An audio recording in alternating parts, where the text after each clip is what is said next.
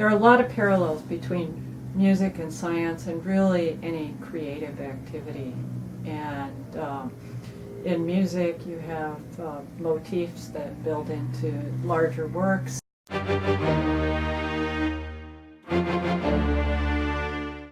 In science we have the same thing.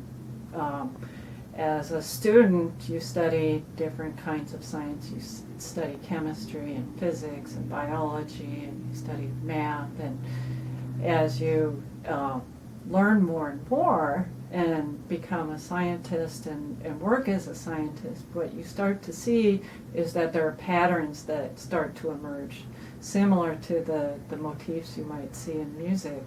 And where the scientific discoveries happen is when you start to see connections and patterns that you saw in one area also turn up in another area. So what you thought was chemistry, completely different from physics, it turns out that there might be some parallels, and you see that same motif and it leads to discovery.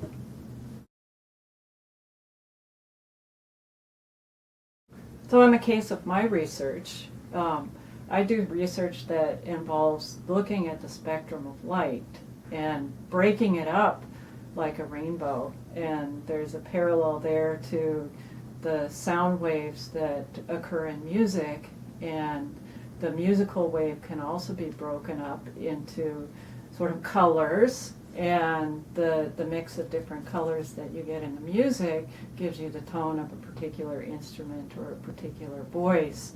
And what we do with light, there are parallels between light waves and sound waves. And by looking at the spectrum of the light waves that we see in our experiments, we can also learn about where the waves come from.